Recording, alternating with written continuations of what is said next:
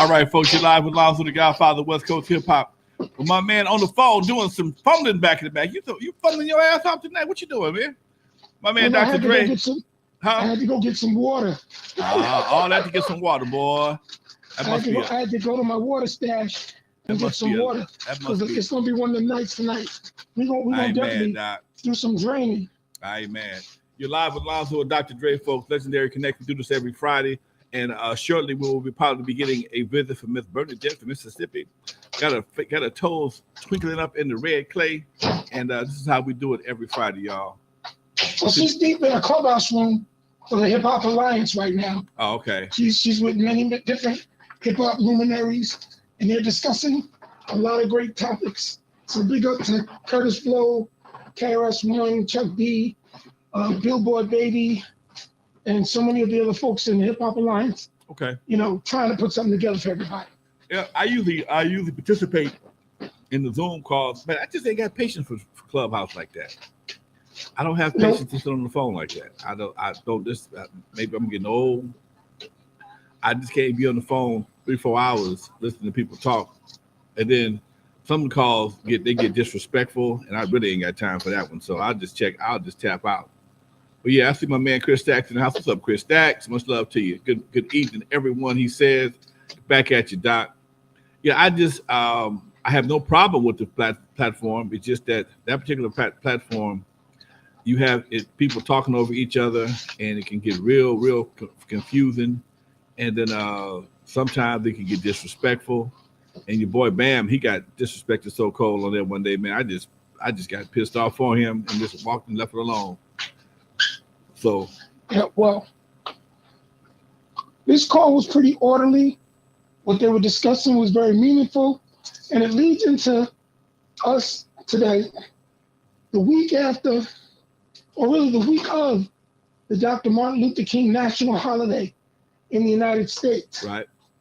And the one thing I gotta say about that, no matter where you are in America, no matter what community, town, state, you name it, wherever there's a block, a park called Dr. Martin Luther King Jr. Boulevard, whatever, there's always some shit going down on that area. Always. I can't argue with you on that one, Doc. I can't argue with that one, man. I can't. Ooh, man. Usually that's where the shit starts. This Sunday, they were in Florida. They had a car show for Dr. Martin Luther King car show in Dr. Martin Luther King Park. And they shot 8 people up. I'm like, is this for real? Is this for real? Derek Mallory, what's up with you, Doc? I see you in the building. Man, my question is, why is it so important that people with beefs take their beefs out in public and expose or threaten other people's lives with their petty bullshit, man? That's really some foul shit, dude. They shot. Because it's always something. Dude, you know what? It's always something. It's always been something for the life and time of man itself. But most people had enough wherewithal to say, you know what, man, we're not gonna shoot up this school. We ain't gonna shoot around these kids. We ain't gonna do so and so. But this disrespectful shit. Now, here we are, the generation that wants to be respected in so many different ways, but they are the most disrespectful generation of all. They don't give a damn about nothing. If it ain't their way, if they see a so-called op in a situation, they don't care. We had the same problem in Compton, man, back in December. These two fools shooting back and forth at each other, right in front of a damn after-school program. These kids been doing this. This guy been doing this shit for 20-some years plus, and they got bullets flying back and forth. You got two fools shooting across the street, knowing damn well they ain't gonna hit each other. They ain't gonna hit nobody. Their chance of hitting each other is slim and none. It's zero. But they firing shots, huh? And the crazy part about it is they're usually kids. Yeah. Like you were saying, these are the youth. Here's the thing that got me and shook me out of everything. When the 6-year-old in Virginia went to school oh, man. with mommy's gun and shot the teacher. Yeah, that's some sick shit right there, Doc. We in trouble. Now they're scrambling, coming up with every excuse they can make. Oh, well, he wasn't supposed to be in school by himself. One of the parents was supposed to be there. So the parent doesn't come to school that day, and the teacher goes home with the injury. You shot teacher in the hand, and the bullet went through her hand into her chest. And then you say, oh, well, this kid, he has certain behavioral problems. It's the last. Why is he there? This little Damien motherfucker right here. Yeah, he's a Damien, little monster child. And shot the teacher. And then the parents are coming up with 1,001 excuses. And the thing is, the governor they just elected, who was all gung-ho, gung-ho. Now the parents are like, I don't even know if I can send my kid to school because they're scared. 6 years old. They're scared to go to school because their classmate may pull out it. And then the other part that got unveiled, they supposedly checked his bag for the gun. Why would they check the bag? Why would they check? Wait. Why you gotta check a 6-year-old's bag for a gun in the first place? This whole scenario is not working for me, Dre. But who checked the bag? And the kid said, "You didn't find it here." Click. Wow. What? I'm trying to figure how good can a 6-year-old hide a gun in a bag. Here's a summer gun that will play hide and go seek, long as his eyes is closed and standing behind a tree that's as smaller than he is. Oh, but he can hide a gun that adults can't find. I'm trying to figure out why they were looking for the gun in the first place. This is before. Hold on. Wait. They were looking for the gun before he shot the teacher or after he shot the teacher?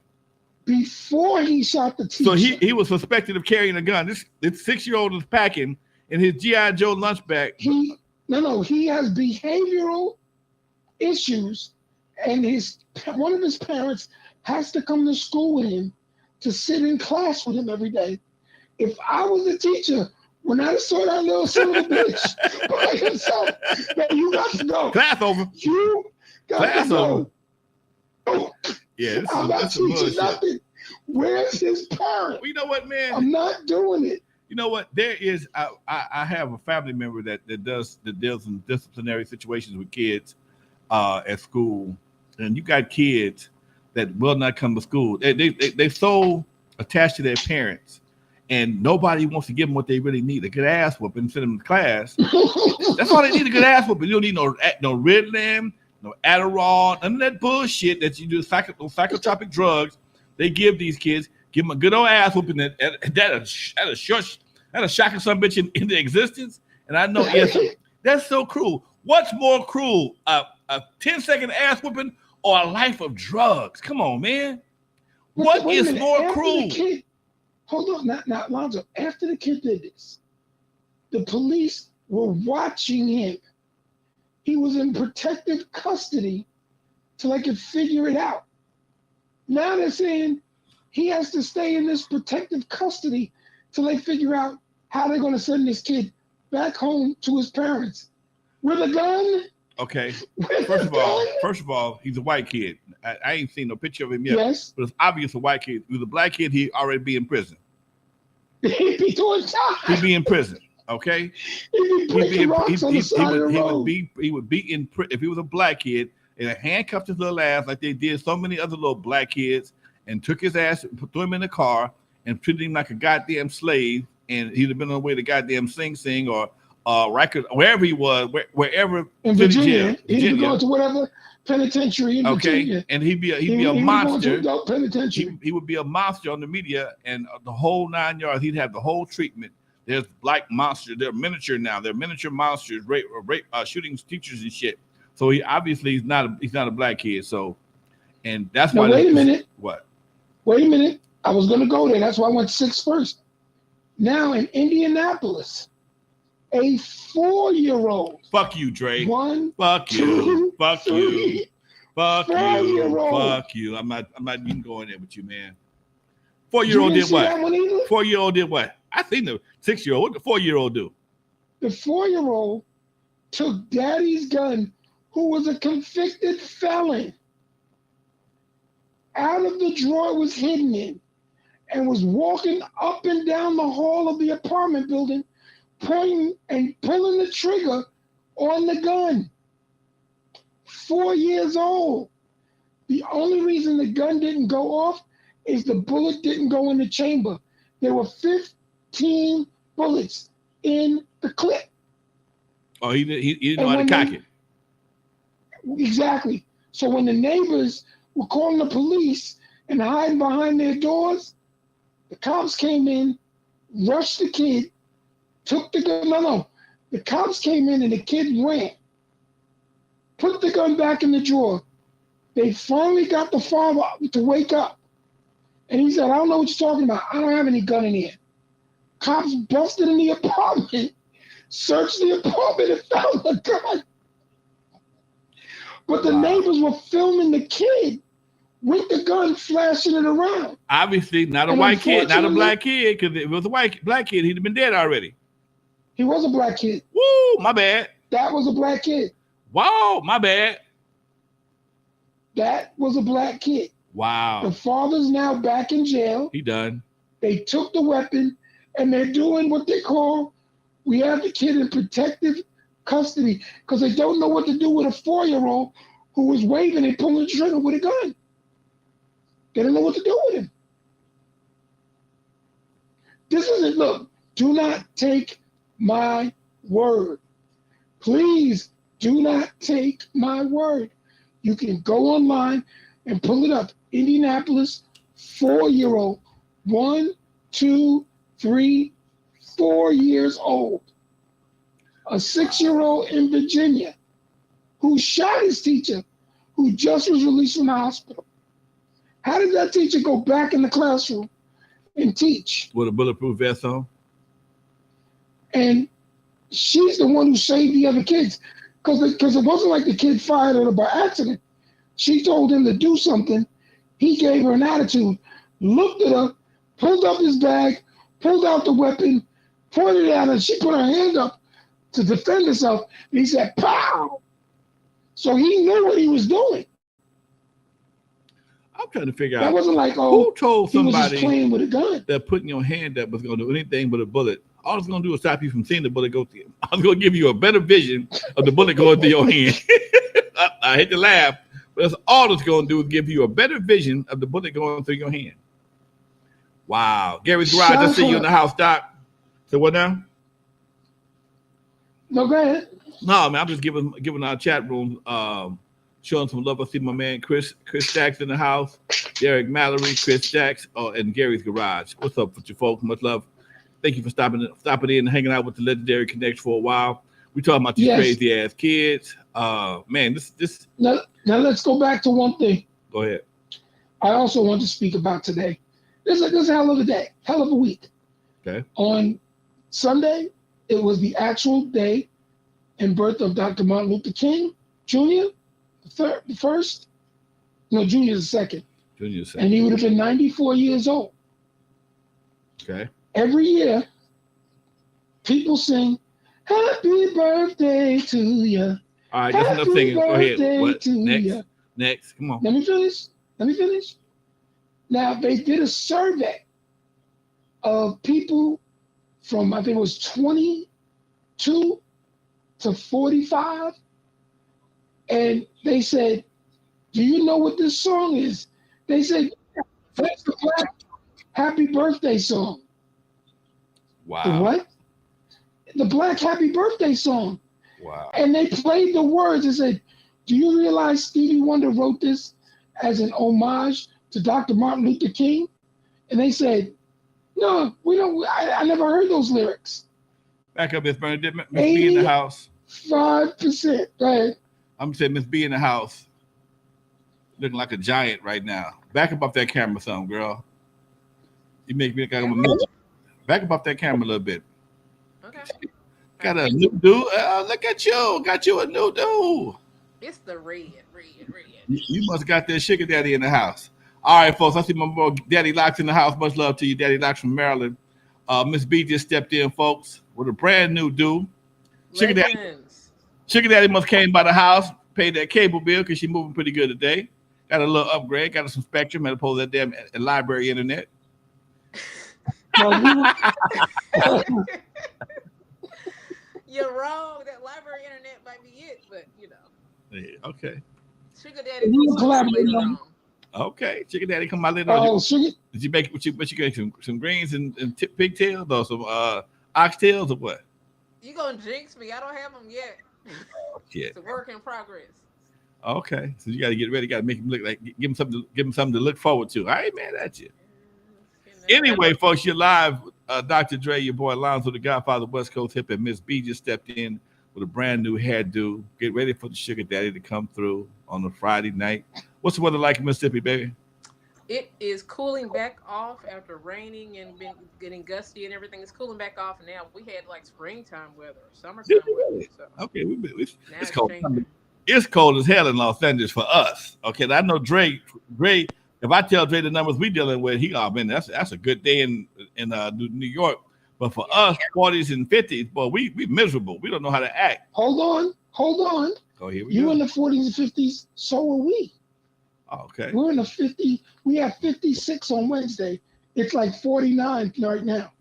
Okay. Well, shit. I'm And keeping What's that. happening on Al Gore's internet? He did tell us about that global warming. Everybody said it's not happening, but New it's York. not real. But look at it. I think it's cold in Las Vegas too. I talked to my brother We're 10 Ramon out degrees there. above. We are 10 degrees above normal in New York for the month of January. And it's only about a week left. So we're going to break that record. Mm. Like, it's like we've been in our 40s and 50s most of the month. We got cold one day and it went down to 30, which would have been frostbite for you. Yeah, and then the next day, miserable. it shot up to 62. Yeah, Dre's one of those people that wear shorts in that cold weather. Mm. I was wearing shorts. You can ask my partner Greg. He was like, Dre wears shorts in the middle of the winter. He don't care. One of those people. I don't care. You know, check this out, folks. Don't stop me. I gotta tell you this story happened the other night, man.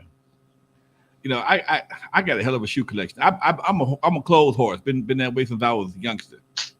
And since the pandemic, all I've been wearing is sweatsuits, and tennis shoes. And since I've been messing with this Chamber of Commerce, I'm like, okay, I get to go around some folks that wear hard sole shoes. So I went and got all my hard sole shoes shined up, cleaned up, and I went to go out Saturday night to a little spot. Wait a minute. I said don't interrupt me. There you go anyway. No, I got to, because you have to. You said it got your hard bottoms all shined. I got my hard bottoms all shined up. You damn right. Okay. I go by Chambers. It cost me to sit there for a little while. Me and my partner kick it on the shine tip. But it was a little misty Saturday. So I said I don't want to wear my good shine shoes. I'm gonna wear a pair of, my good standards, but they nice, but these ain't my first stringers. So I'm going to the club and I'm clean. I got on my coat. I got on my medallion that's freshly shined. I got head freshly shaved. I got my cologne on. I'm smelling good. I'm finna go to the club, hang out for a little while. Get out the car. As I'm walking, all of a sudden, it feel like I got on flip-flops. I'm like, what the fuck? my left foot is flip-flop. What the fuck? Look down, the heel on my shoe. I ain't wore these shoes for so long. The glue came off the goddamn shoe, and these motherfucking eel skins are turning into the goddamn flip-flop, right? What I'm turning into a flip-flop. So I say, let me go tell my people here I'm here. I'm gonna come back, I'm gonna change shoes. As I'm walking to the door, the other one starts flip-flopping. So I called my boy. I said, hey man, look here, I gotta go home and change clothes. I got on a pair of flip-flops. He see my shit, he fall out laughing. So I turned back around, head to the car. On the way to the car, before I could get to my car, not only were they flip-flops, then it came off, the soles that came off completely. I got both soles of my shoes in my hand, walking on the bottom of my shoes. But I had to laugh at myself. It was We hilarious. would not have known. I'm clean as shit. Ain't got no heels on my shoes at all, man. Oh man, it was one of the things you have to be able to laugh at yourself, folks. And that was one of probably the funniest thing to happen to me this year. Thank you. If you didn't tell us, we wouldn't have known. You know what? And I gotta say, man, it was a funny story, and most people wouldn't tell that story. But I don't give a shit because I can laugh That's at a me. good story though. Huh? That's why I had to check you when you said you went and had to get all your shoes shined. So they went and actually shined them got them ready for you, and loosened the glue.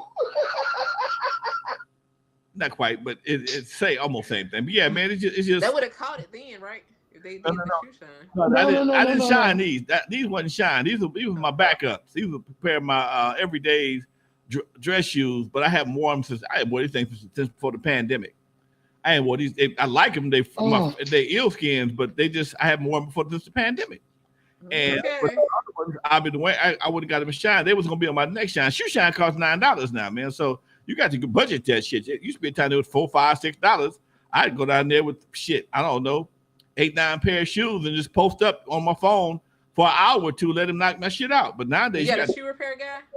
Yeah, but they already fixed. They back on the rack. That part. They back ready. West Coast hip hop. You put those in the game? Huh? You didn't get rid of them? You kept them? I kept them. Yeah, them shoes cost me too much money to get rid of them over $15. It cost me $15 to get them fixed. That's it. Oh. $15. These days don't even know about that. The shoe repair, because I saw on a post somebody was like they didn't know they still existed. Those shops. Look, check this out, man. I can't. Can I do this? Can I do this when I'm doing this? I wonder if it's gonna work or not. Let me see something. Yeah, it might work. Hold on there, Dre. I'm on the phone. I got Dre on the phone. I got. You trying to pull up a picture? I'm trying to pull up a picture. Are you serious? Baby, you know what? I ain't. I know you. I know. I don't trip on. You right now have the hilarious story of the day of the year right now. Y'all golden storytellers though. That's what I love about working with y'all. I can't get them up right now. These is my Giorgio Brutinis, man, and I like these shoes. They comfortable. They kind of old school, but they right there in the middle. Cause see, I was tripping on this because I put the no sole shoes. I put it on Facebook. Told the story on Facebook, right? Did you? Oh yeah. Okay. On a live, you told it on a live? No, I didn't tell. I didn't tell it on live. I just told it just in a Facebook post. And a couple cats, you need to get you some Jordans. You need to. I ain't wearing. I don't wear Jordans in no club, man. I ain't gonna do that. Ain't what I do. Did they say that to Lonzo? You got me. Oh, fuck that. You need to let them go. You need to go through them album covers and see how stylish the man is. Man, I ain't never wore. I mean, coming from my era, you wouldn't dare wear a pair of tennis shoes to a club. When I had my club in 2004, that's when the transition started. The change started. The transition started from no jeans and tennis shoes to start letting people in with jeans and tennis shoes. For the first 3 months of the club, I was advertising my ass off, but I was turning away I was charging $10 a head, and I would turn away anywhere between 150 and 200 people a night with jeans and tennis shoes on, because the casino wouldn't allow that. So once we were able to come to an understanding, that's when I started making money. Because up until then, I was out as much as people wanted to come and party at the casino. They had a no jeans, no tennis shoe policy. Your club had a casino? I had a club at the casino for years. I'm that dude, baby. I see. They said when they say a West Coast, ain't no party like a West Coast party, ain't no party like a Lonzo party, because Lonzo did the most. I'd given probably more. I've ran six different venues, and I usually do anywhere from 5 to 6 years per venue. And the shortest time I did at any venue was probably Doodles, but I did Doodles in Skateland, and that's when Wrecking Crew was just taking off. So I think I might have did Doodles maybe about a year or two, and I did Skateland and Doodles at the same time for a while, and then Wrecking Crew took off, and we went on tour. So I stopped doing everything. I went back to Eve After Dark, left everything alone, went back to got my own club, the Current Affair, left there with the Hollywood Park Casino. I did the Current Affair for 6 years. And I did the Hollywood Park Casino for 6 years, and came back to Eve After Dark in 2008 and stayed there to 2000. I came Eve After Dark 2009, stayed there in 2019. So, yeah, I got. Ain't no party with the Lonzo party because Alonzo shoes flip flop. Yeah, so that's what I do. I mean, I've DJed more events and more clubs than anybody. And for historical purposes, I am officially the youngest DJ with a proprietorship and ownership of his own club in Los Angeles. Congratulations. I don't know very many 22-year-old club owners and DJs. I don't know. Let me back up. I don't know any 22-year-old DJs that was the proprietor of his own club at any given time in their careers. There may be some promoters, and most promoters hire DJs. Nope. I paid myself from the door and paid my other DJs, including Dr. Dre, DJ Yell, and DJ Unknown. So I had a whole nother history. Hey, but hey, look, happy DJ Day. Today is DJ Day, by the way. So both of y'all as DJs, happy DJ Day. DJs in the chat too. We get those to come up. So I'm impressed. I'm always impressed. Interview today. Huh? I was doing an interview today, and basically it was about the 50th year of hip hop, which I'm still trying to figure out. And they asked, well, when did I first start DJing? So I had to really go back and think about it. Mm-hmm. And I said, I was 14 years old. And the guy said, 14? I said, yeah, I was 14 when I first started DJing. He said, well, what was one of your first paid gigs at 14? And I said, well, I used to DJ at a strip club. He said, what? I used to DJ in a strip club. He said, how did you get to DJ in a strip club? Well, my cousin was 17 and I was DJing with him. So the way he would do it is he would go in and start and have me like I was just carrying records in. So they let me stay there because they said he can't drink. So my cousin would sit there and start DJing. He'd play a hot record like I Got the Next Dance, like Denise Williams, mm-hmm. or Earth, Wind & Fire, Boogie Wonderland, and he'd get the strippers and everybody dancing. Then he would go, yo, man, take over. And then I would start DJing, and then I couldn't find him. So they kept bringing drinks to the DJ booth. What? He's back there one of them hookers. That's what he was back there doing. That's why you He was gone.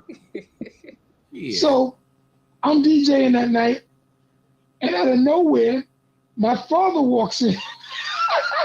And I'm DJing, and the strippers, they come up to you and say, oh, could you play these songs? Play this song. I'm like, yeah. And then they'll give the signal, they'll send a drink my way for playing that song. So I'm playing this song, and this woman is shaking her butt square in my face. Because you know those days, Alonzo, when you were DJing right next to the stage, and she bent over, and she's shaking her face. I smile, turn to my right, and my father just looks at me, and he says, do you know what you're doing? Yeah. And I'm like, yeah, I'm okay. Oh my gosh, a 14-year-old. You would be in the news. You would be in the news today if you was a 14-year-old DJing in a strip club. We would be hearing about the outrage of a 14-year-old DJ in the strip club. You know, and he came over to me and said, where's your cousin? I said, I haven't seen him since like 20 minutes since we've been here. He said, who are all those drinks for? I said, those are his drinks. You haven't drank any of those drinks? He said, no. And the woman's like, excuse me, sir. Excuse me. Can I talk to him? Hey, baby. Look, could you play Cheryl Lynn for me? All right. And that's when I told the story, the guy was like, are you kidding? I said, no, that's a true story. Wow. See? One day you got to tell the bunny hop story. I didn't know that was a fake. Vista Light in the building. He says, any plans on what's going on with the Skateland? Obviously, you have not been in Compton in quite some time, sir. Skateland was knocked down about 3 years ago, and it is now a housing tract with about 27 houses on it. I was over the other day trying to get a street named after Eazy-E. But that ain't going to happen from over there, but it's in the works. So, yes. Isn't that fun, Alonzo? What? That a lot of roller skating rinks and stuff like that we got an opportunity to go into, because I know I have 2 of them out here. because it was called Levittown Roller Skating Rink, and they used to have a night, and it was very mixed audience in the beginning, and the transition of the music going over, I went to the owner and said, I want a DJ here one night. I bet you I can turn it out. And he was like, but I got a DJ Friday, Saturday, and Sunday. What night can you do it? So I said, man, give me Thursdays. Just give me Thursdays. Give me a chance. Let me try Thursdays. And this place hold maybe 3,000 or 4,000 people, but the majority of them would be skating. Very few would just be dancing on the dance floor. So we went in there and started DJing, and we packed that place with 5,000 people. And it was like maybe 50 people had skates. Everybody else was on the dance floor. Packed. And the owner was like, can you do this every Thursday? Yep. Just give me the opportunity. Just give me the opportunity. And we used to always get gypped on getting paid as a DJ. You were like, okay, I want $500 for the night for doing that. Then you come with 150. So now you got to fight to get your other 350. Like, dude, the place was packed. Oh, we let some of the people in. They were using your name. I told you, whoever comes in that door with me, that's who's with me. Anybody come to the door, I don't know what you're talking about. He's full of shit. Exactly. That's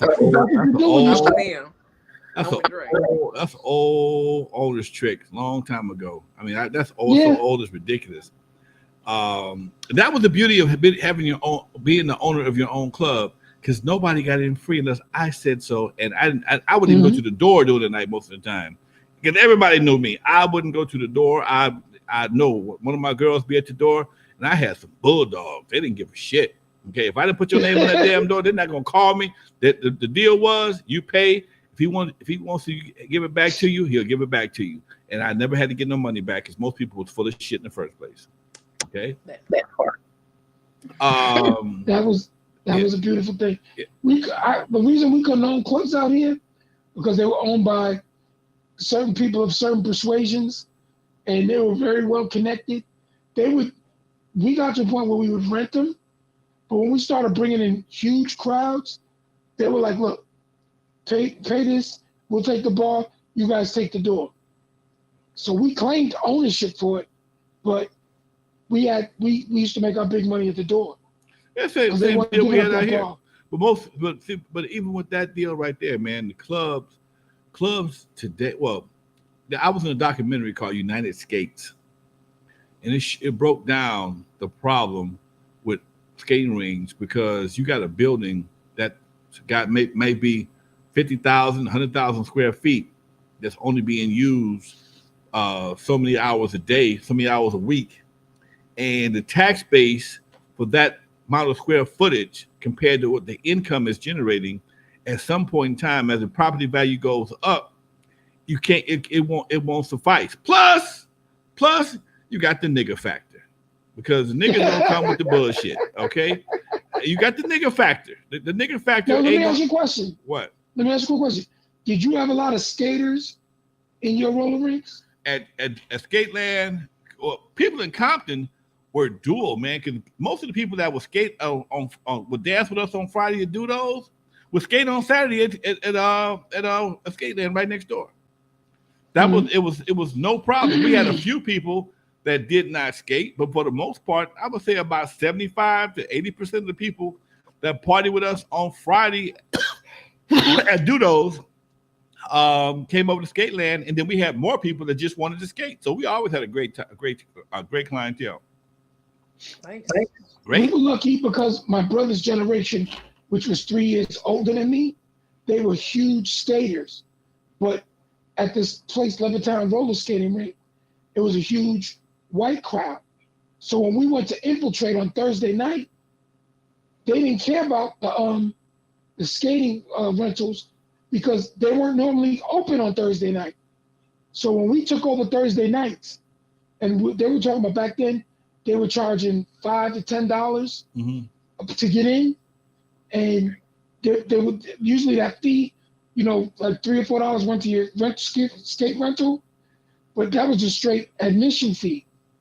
Dude, when you put 500 people in that spot at $10, and the owner's like, "Are you kidding?"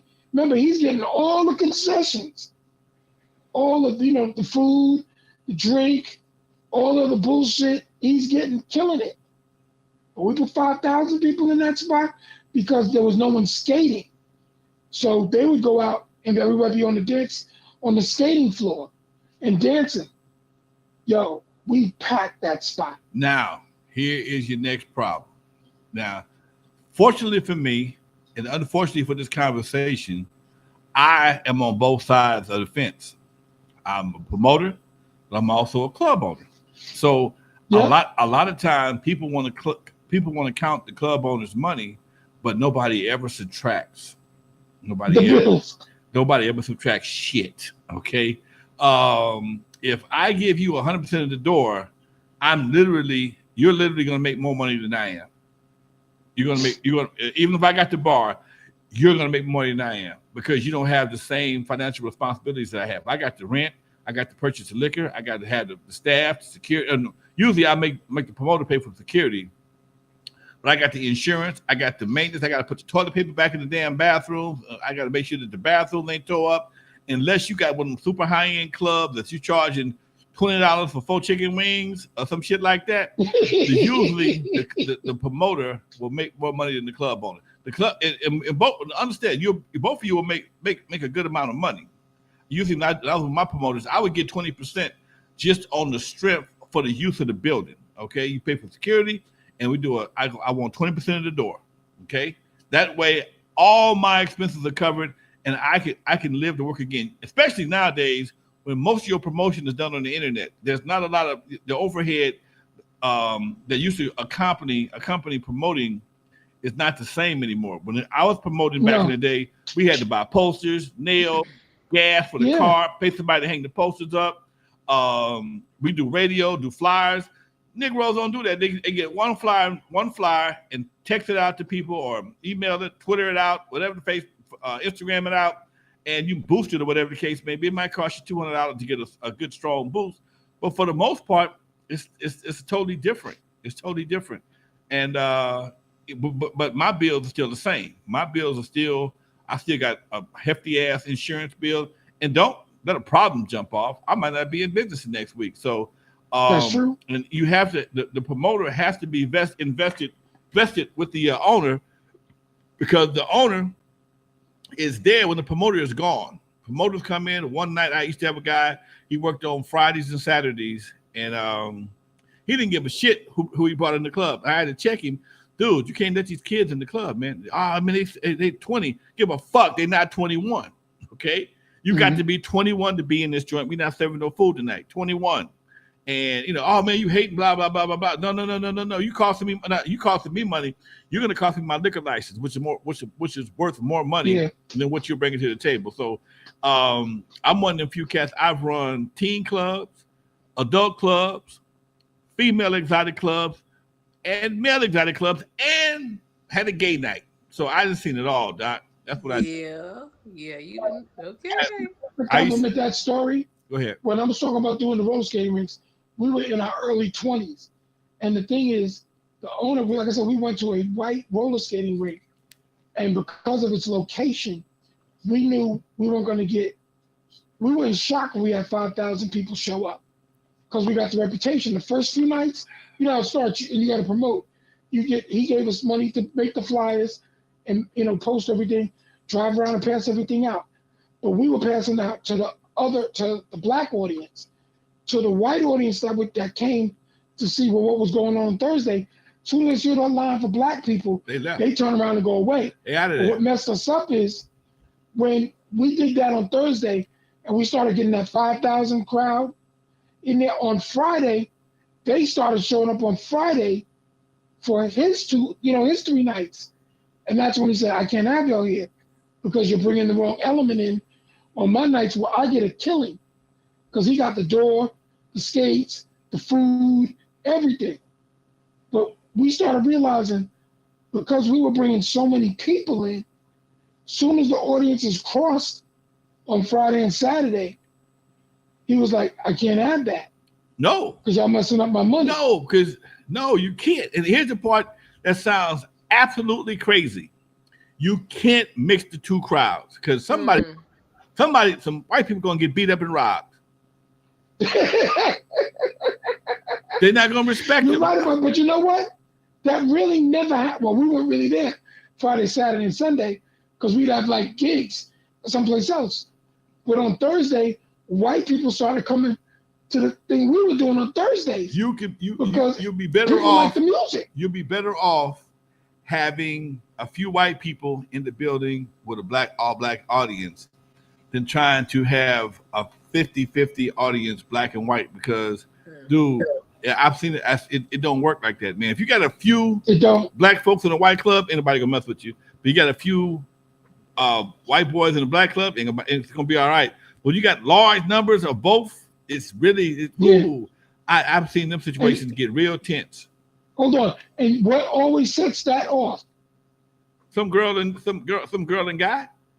Some white girls wanting to mess with the black guys, and the black guys, because it's never a one-on-one thing. It's the 10 black guys that go up to the 6 white girls, and then it starts to gel, and then they start, building up friendships, and then when that goes down, and those 3 jealous white boys that go, I ain't having that, they ain't going down, and it just starts out of nowhere.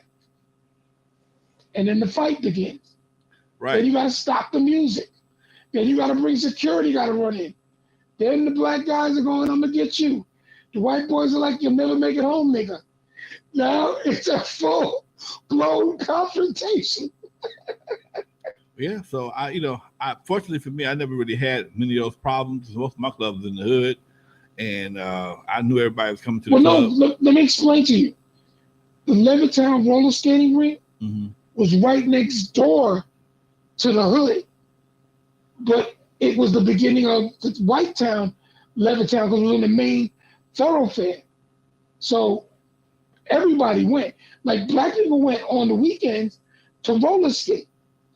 It's when we took the roller skating element out and made it dance on Thursday. Like when you pay to go get in, you get a ticket to go get your skates. So I think they had like 1,000 skates or something like that, all different sizes for girls and guys. When we were doing it in the beginning, all the skates would be going for the night. But then when it got to be like 3,000 and 4,000 people, and you couldn't bring your own skates in, we just said the hell with the skates. So you just got volumes. It would be like a audience today without going to a concert with no tickets to sit. It was a huge arena. It had a stage and then a DJ booth. And we would get down, MCs would jump on the stage, and the crowd would go crazy. But as he said, once we mixed those audiences, and it was never like, oh, you're mixing the audience. Once those girls went to the black guys, and the black guys wanted to talk to the white girls. Going wild, it's a problem. And the white girls going wild. And then the black girls get pissed at the black guys going to the white. Oh, you can forget it. That's a recipe for disaster. Totally. Hey, I had a chance to read the book by David Goggins. His dad was a famous skate land owner, Trunus Goggins. Have y'all read that story? Can't Hurt Me by David Goggins. Tell us about it. Yeah, his dad was Buffalo, New York, Dre, and his dad had his saved money by having David, who's now a famous motivational speaker, and his brother sleep at the skate land hotel, skate land. And they would work the counters and all that stuff and everything. He was real abusive and everything. So David is one of those motivational speakers that cusses, every other word he had, this motherfucker, blah, blah, blah, this and everything. And his dad out in Buffalo was really famous with the celebrities at Skateland in Buffalo, New York. Trunus Goggins. He was a Skateland owner out of Buffalo. A lot of the famous comedians knew him and everything too. And so David kind of gave an inside look at how not dedicated. His dad was really ruthless about keeping that skate land going on. Trunus Goggins. So I mean, you probably would, when you look him up, you'll see that he has some connections into the entertainment industry. I was surprised to see that. But David Goggins is a guy who went to the Marines and everything, and is a motivational speaker, runner, and things like that. Kind of harsh, but his dad He went and told the tell-all story. Can't hurt me. It was hard to listen to because some of the things that he went through was really brutal. David Goggins. Y'all should check it out. Give me a link to that. I gotta check I'm it gonna out. send it to you. Yeah, it was like a tell-all about his dad's the way he ran that skate land and how he had his wife and kids sleeping there until they made that money at the end of the night and made sure they gave it all to him and whatnot. Pimping. Crazy. And happy birthday to Quest Love today too, y'all. Okay. Yep. So this day in history, Quest Love. Happy birthday, Questlove. Congratulations. Still going strong. The Roots on the Jimmy Fallon show. Still going strong. I think he has a steak place too, steak and cheese place too. You know I know food. Yeah.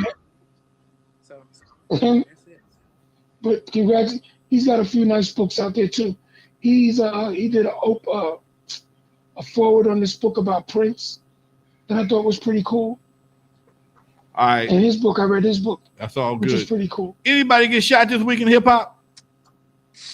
I did not see anything. I saw something about y'all can't both talk at the same time. When y'all gotta take turns. So what now? I said there was a big shooting at the Martin Luther King Day Park. We hip to the that. Martin Luther King show. Yeah, that was a big.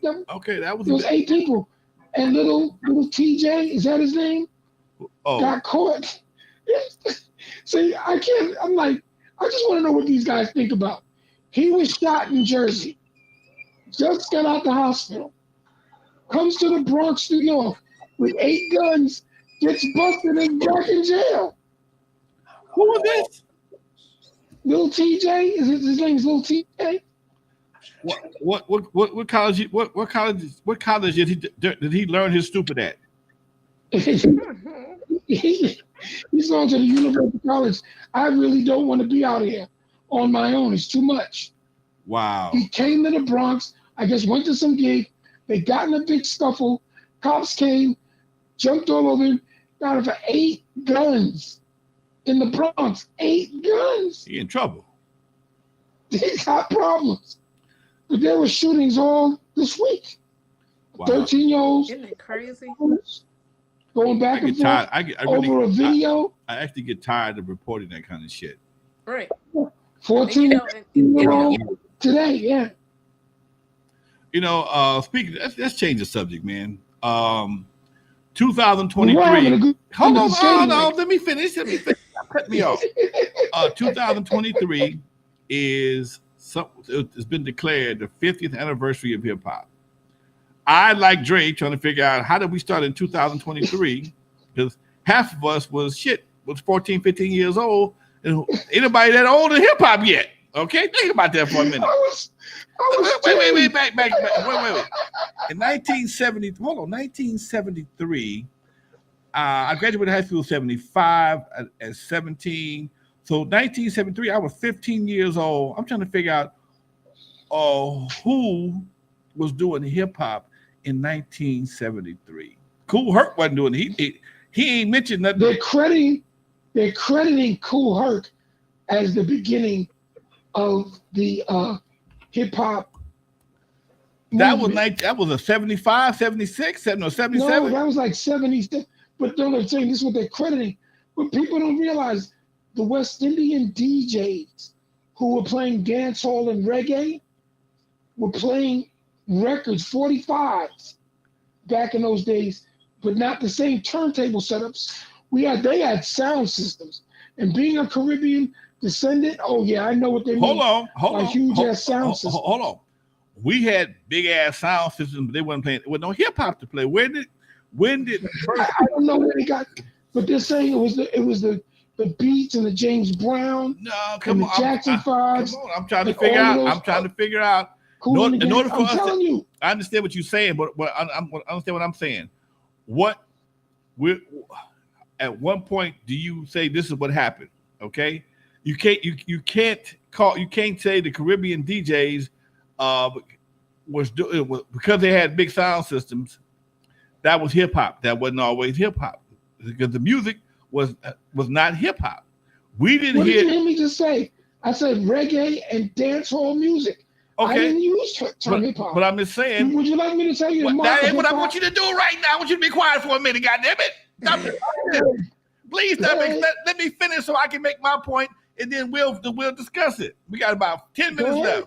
Let me make my point. My point is, in 1973, at 15 years old, 1973, at 15 years old, all we knew was James Brown, Lynn Collins, Michael Jackson, Jackson 5, Teddy Pendergrass, and shit like that. Now, maybe they're going back to the Last Poets or the Escorts. That was 73. Okay, that was in the 70s. No, that was in the 60s for LA. The Last Poets and the Escorts, they was rapping in the 60s. Then they had Gil Scott. Gil Scott Heron was doing his shit in the 70s. In the 70s. Okay, but it was rap. It was a rap style, but still was not called hip hop yet. The term hip hop poetry. Wait a minute, the hip hop. They called it poetry. The hip hop term did not get coined until when? Now can I jump in? I'm asking the question. When did the hip hop term get coined? During the great blackout in New York City in 1977, when all major electronic stores were broken into and turntables and speakers and amplifiers disappeared into many different boroughs, was the beginning of the DJ movement. Because electronic. Wait. But the hip hop terminology. Check this out. Because 1973, we hadn't even gone to if hip hop was started in 1973, we hadn't even got to disco yet. I mean, we hadn't got to disco in 73 yet. We didn't get to disco until 75, 76. So disco, the hip hop damn sure ain't older than disco. Can't be. I have an article that says it might be 100 with the Mills Brothers. Hold on. Stop. I understand they was moonwalking, they was scatting, they was rapping, but I'm talking about hip hop. Okay, I'm not talking about those particular features of hip hop. Yes, they was rapping back in the 40s. They was doing the moonwalk. They was doing all kind of shit back in the 40s and 50s, but it was called something else. It was doo-wop. It was whatever the case may be. Scatting, it was jazz, but it was not hip hop. In order for I'm going to tell you when. Hold on. You can't call one thing something else because it's a part of something that was happening earlier. If that was that those dances and those moves and those sounds were all combined together to form hip hop in the 70s. Okay, I'm trying to figure out at one point in time, because even in 73 we were still locking. Okay, we were still locking. We just started locking. We just started locking in 73, and I know Kool Herc has said he got some of his inspiration from watching Soul Train. But if you're saying that locking is the beginning of hip hop, then that means hip hop started in Los Angeles. Oh, no. Now I know you're gonna say that, but I'm just saying if you telling me that locking, because the locking was the most extreme thing of that dance of that era during that time. Locking, Fred Berry, my boy, Dan, come on, help me out. The Lockers, and Don Campbell, Don Campbell, they was all over the world doing that shit in the 70s. Okay, now if that is the beginning of hip hop, that makes the orientation, the origination of hip hop, that changes the whole damn demographics. Well, the locking and the lockers are a part of the culture of hip hop. But I'm going to say it was the Zulu Nation with Africa Bambaataa and company and those DJs that really coined the hip hop phrase on record and in the parties they were doing. They were and what year was that, Dre? Dancers, what? And what year was that? That was in the late 70s. See, it not wasn't 73 like though. Specific, not 73. Okay. I would say between 77 and 79. Somebody said that in the chat too. So 70. Nah, wait, hold on. Somebody look. I assume my man Chris Stack says I assume they gave it a birthday in '73 because Herc and Flash and Bam used to breakbeat as a first form of music the breakers use. Well, Flash is the same age I am. In fact, I'm older than Flash. In 1973, we was trying to figure out which way our asses was going. Okay, we was trying to figure out some other kind of shit. And you gotta give credit to Flash because Flash was the one who came up with the mixer that let you use. But he didn't do that till '77. Right, but he did it with a switch. Okay, but that's all. That's fine and dandy. But if that didn't happen to '77, how did we get back to '73? August 11th, 1973 to be exact. Okay. And that when Cool Herc did his thing at the community center in '73. No, that was not the day. Anybody ever said that?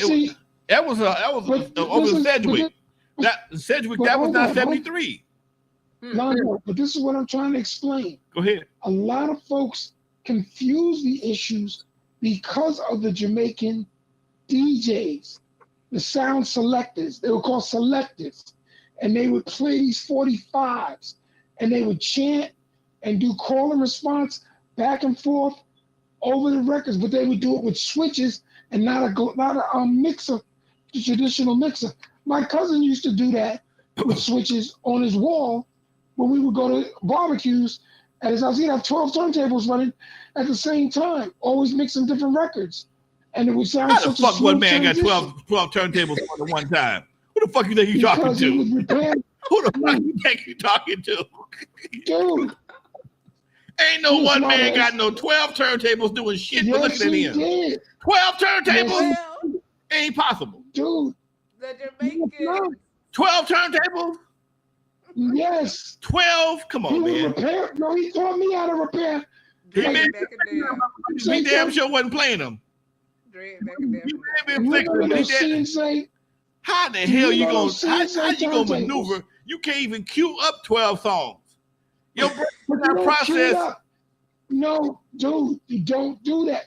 See, because you ain't hearing it. I'm not. He did it with switches on the wall, and the turntables were around, so he always put a record up before the other record came on, and he could cue it quietly, not with a headphone, because he needed it. And when he went to switch it, he just start the turntable and switch the switch. You wouldn't know the difference. 12 turntables. Why you gotta have 12 turntables? 12. Because that's what he did. He was showing off for the chicks. God, bullshit. This reminds me of the Jamaican with all those. I'm sorry, Drake. All those jobs. Maybe I'm just thinking. Maybe that's the kind of guy it was. So. I didn't play. My cousin Kevin wasn't Jamaican. I didn't play. I didn't rent in my clubs to Jamaican promoters, and them thumb guns come with the heat. That shit will break your windows. Lucky that I haven't lost any windows. That shit would tear up windows. That shit would make your stomach hurt. Okay, I understand that, but it's all the most I've ever seen them play with is 3 turntables. 12 turntables. No, is just a motherfucker. He just went to the shop, stole some shit, and got it. It ain't plugged up. It reminded me of my partner. One of my partners. He would do a party and he'd bring 100 speakers, but all it was out of 100 speakers, shit, half the motherfuckers were just cabinets with speakers on, with no speakers inside of them. But he had for the aesthetics, he would take a bunch. He had a hookup on cabinets. He'd take all the cabinets and he'd stack them. Every other cabinet would have no guts in it whatsoever, but it just looked good. And he would call it 100 speaker stack. Okay. Hey Chris, what's a peekaboo system? Dre, what's a peekaboo system? I don't know. Chris put it in the chat. Peekaboo system? We almost out of time. We got about 30 seconds left. Hurry up, Chris. Dre, Bernadette, start saying your goodbyes. Oh, okay. My goodbyes. We'll find out what a peekaboo system is next time. The mixer. It's a mixer. Okay. Peekaboo system. All right, folks, we got about 15 seconds. 12 turntables. Dre done told me some shit about 12 turntables. I ain't going for that shit. Week, yeah. Bring me some evidence for that shit. That's some bullshit. Anyway, Bernadette, much love, baby. Good seeing you, darling. I will fuck with you next week. And I tell your sugar daddy I said hello. Miss B is gone. Me and Dre still wrapping up, folks. Thank y'all for tuning in. Dre did piss me out talking about 12 turntables. How the fuck you gonna do a 12 turntable? But go crazy. Just because you couldn't do it don't mean it ain't been done. It ain't possible. Not my fault. I tried with 4 turntables. Gave me a motherfucking. That's why. Gave me a goddamn headache. Like a Lonzo party, because a Lonzo party got your flip flops. Much love, folks. See y'all later. Peace.